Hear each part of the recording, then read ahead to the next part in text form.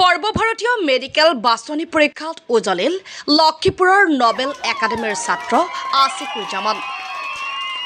গোৱালপাৰা জিলাৰ লক্ষীপুৰৰ মিলন নগৰৰ আমিনুল ইছলামৰ পুত্ৰ আছিকুজ্জামানে সৰ্বভাৰতীয় মেডিকেল বাছনি পৰীক্ষা চমুকৈ নীট পৰীক্ষাত 720 নম্বৰৰ ভিতৰত 596 নম্বৰ লাভ কৰি লক্ষীপুৰ অঞ্চলবাসীৰ লগতে লক্ষীপুৰ নবেল একাডেমীলৈ সুনাম কঢ়িয়াই আনিবলৈ সক্ষম হৈছে। ছাত্ৰজনৰ সফলতাত উৎফুল্লিত পিতৃ মাতৃৰ লগতে শিক্ষক শিক্ষাৰ্থীসকলে সফলতাৰে উত্তীৰ্ণ হোৱা ছাত্ৰ আছিকুজ্জামানক আজি লক্ষীপুৰ নবেল একাডেমীৰ ফালৰ পৰা বিপুল সম্বৰ্ধনা জ্ঞাপন কৰে। ভৱিষ্যতে এগৰাকী দায়িত্বশীল চিকিৎসক হৈ সমাজৰ হকে কাম কৰাৰ ইচ্ছা প্ৰকাশ কৰে কৃতি ছাত্ৰ আছিকুজ্জামানে। তো মই এইটো 2024ত নীট দিছিলোঁ, মোৰ 596 মাৰ্কছ আছিল। তো সেইটো মই গুৱাহাটীৰ পৰা কোচিং কৰিছোঁ আৰু মোৰ স্কুল আছিল লক্ষীপুৰ নবেল একাডেমী। মোৰ সৰ্বপ্ৰথমে মোৰ পেৰেণ্টছবোৰ প্ৰথমৰ পৰাই ছাপৰ্টিভ আছিল আৰু মোৰ টিচাৰ্ছবোৰো বহুত ছাপৰ্টিভ আছিল, বহুত মোৰ বৰ্ডছৰ আৰু নীটৰ সলনি। তো মই তেখেতক থেংক ইউ কওঁ আজি। তো মই এইটো ফাৰ্ষ্ট টাইম দিছোঁ, ফাৰ্ষ্ট টাইমতো পাইছোঁ। তো এইটো এবাৰ যদি নহয় তে আকৌ আমি ট্ৰাই কৰিব থাকিব লাগে। তো সমাজৰ সহায় কৰিম। আমাৰ ইয়াতে বহুত পিছপৰীয়া মানুহ আছে, তেওঁলোকৰ সহায় কৰিব পাৰিম। মই এটা ডক্টৰ হয়, এইটো আৰু ইচ্ছা যে আমাৰ সমাজক সহায় কৰিম।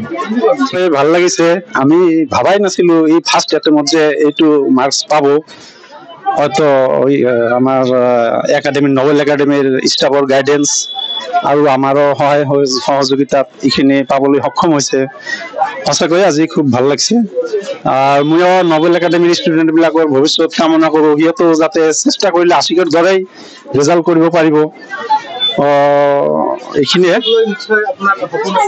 সপোন আমাৰ এইটোৱে আগৰ পৰাই সপোন। তাকো কৈছিলোঁ যে বাবা তুমি এজন ডাক্তৰ হ'ব লাগিব, সমাজৰ গৰীব দুখীয়া মানুহক সহায় কৰিব লাগিব।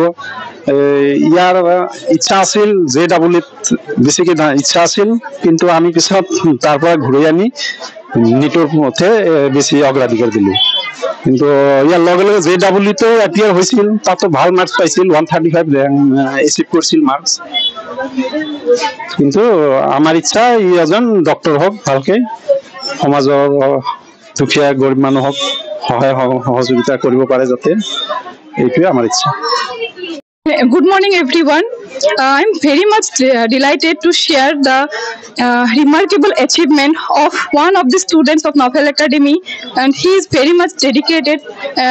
His name is Asikuzzaman, who has successfully cleared the NEET exam, securing 596 marks in his first attempt.